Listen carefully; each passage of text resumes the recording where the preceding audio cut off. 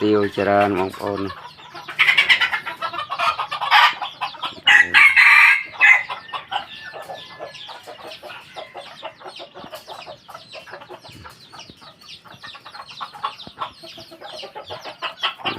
tiền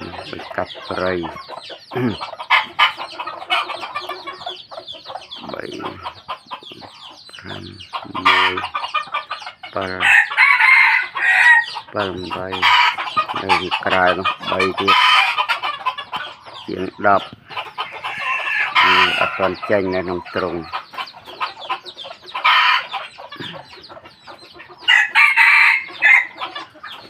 bóng bồn tra cá và tiêu pin pin lên bóng bồn bọc này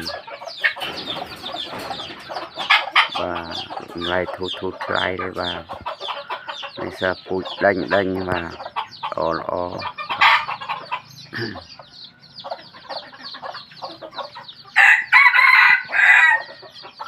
cả lưới lụt thu lại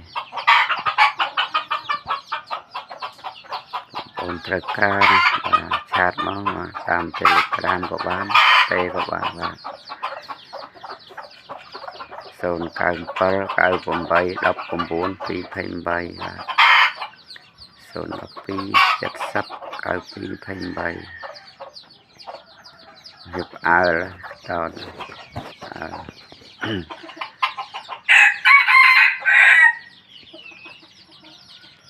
tiêu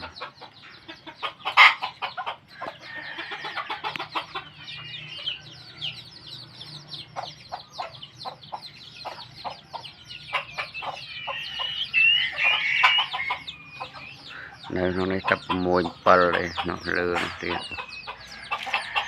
và bờ ba này thằng cào nó tiệt 4 tiệt mà nó đập mũi ba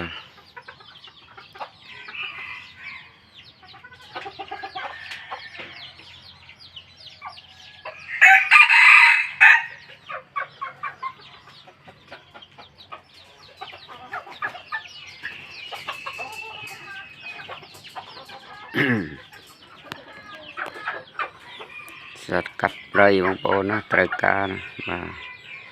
đi qua chơi mà qua chơi nó slab á hả cái vai slab cái vai slab á này là cha nhà thùng này cha nhà này.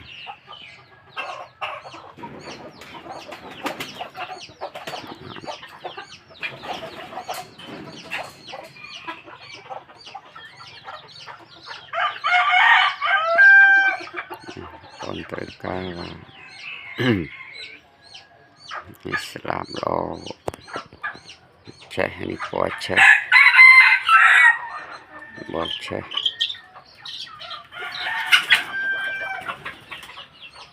đánh được cái này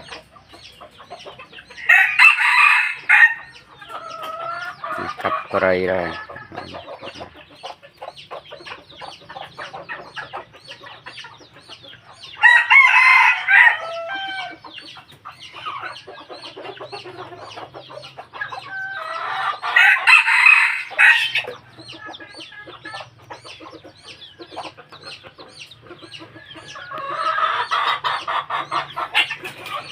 mê chơi của miền này,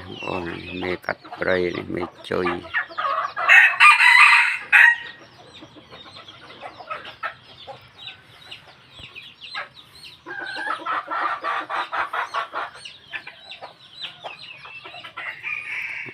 con cá trong ban và cắt tông và này cầm tay con của ban và tay của ban và sồn cao bay đọc 4 pi thành bay sồn đọc pi chất sắc cao pi thành bay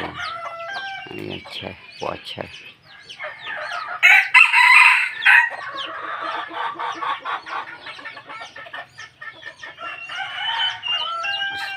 tiêu mồm lên còn bọc này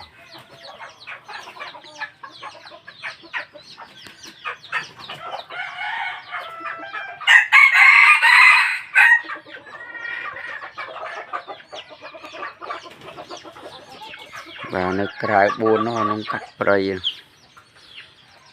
môi môi chả hai ven cài